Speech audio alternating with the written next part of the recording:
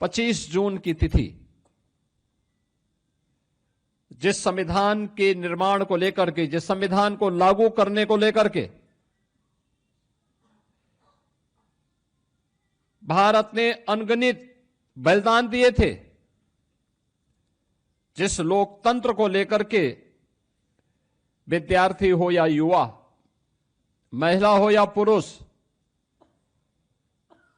समाज के प्रत्येक तबके के व्यक्ति ने अपने आप को हर स्तर पर बलिदान देने में, किसी प्रकार का सहयोग देने में किसी प्रकार की कोई कोताही नहीं की।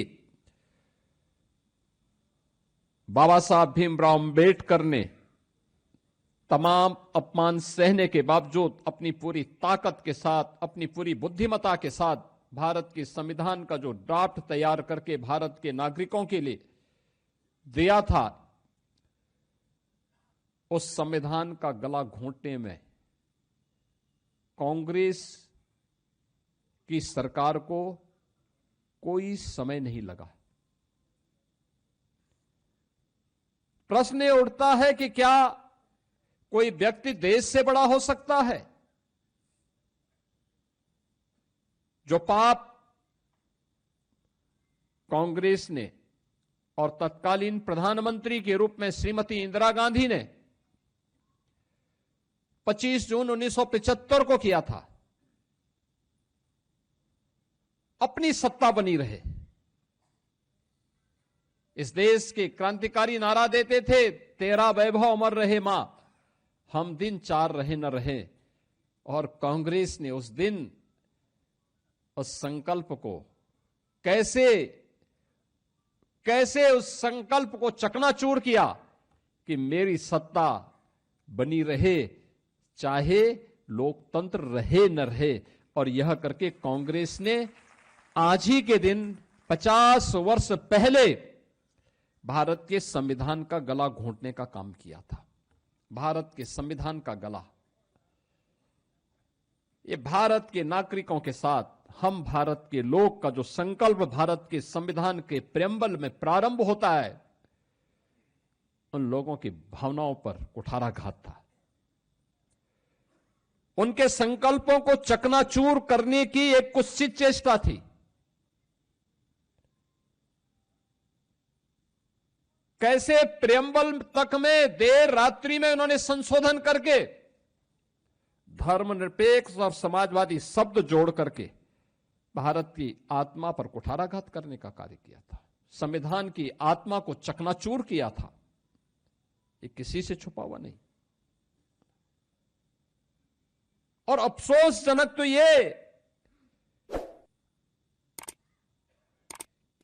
कि पहले आम चुनाव के बाद बनी हुई तत्कालीन पंडित नेहरू की सरकार से लेकर के लगातार जब भी कांग्रेस को अवसर मिला, कांग्रेस ने बाबा साहब भीमराव अंबेडकर और भारत के संविधान को अपमानित करने का कोई मौका गंवाया नहीं।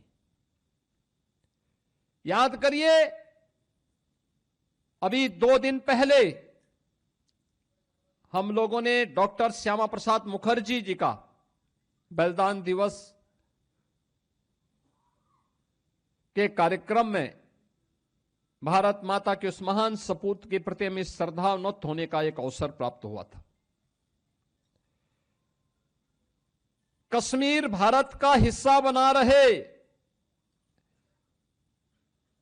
एक देश में 2 प्रधान, 2 विधान और 2 निशान नहीं चलेंगे। देश की आजादी के बाद भारत माता की किसी सपूत ने नारा दिया था, वो डॉक्टर श्यामा प्रसाद मुखर्जी थे।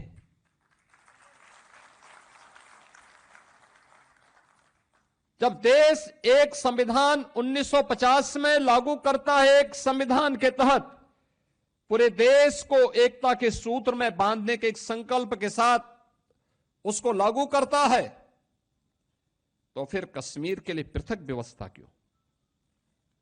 डॉक्टर श्यामा प्रसाद मुखर्जी जी ने यही तो बोला था, यही तो प्रश्न उठाया था, और इसके लिए उन्होंने अपना बलिदान दिया। कश्मीर में धारा 370 लागू करने का पाप ये कांग्रेस की सरकार का पाप है। मीडिया के गले को घोंटने का काम ये कांग्रेस की सरकार का काम है। मौलिक स्वतंत्रता को रौंदने का काम संविधान लागू होने के तत्काल बाद से कांग्रेस नेतृत्व की सरकारों ने प्रारंभ किया। और ये सिलसिला जो वहां से प्रारंभ हुआ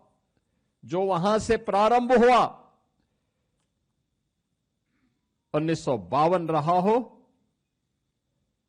1975 में उसकी पराकाष्ठा थी, और फिर उसके बाद 1984 में सिखों का कत्लेआम रहा हो, या फिर देश के अंदर जब याद करिए श्री राहुल गांधी के द्वारा देश के अंदर विधेयक की प्रति देश के संसद के फ्लोर में फाड़ी जाती है।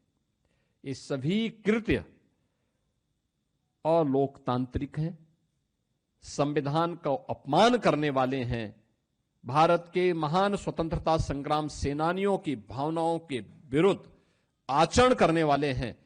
और इस कृत्य के साथ कांग्रेस का इतिहास जुड़ता हुआ दिखाई देता है।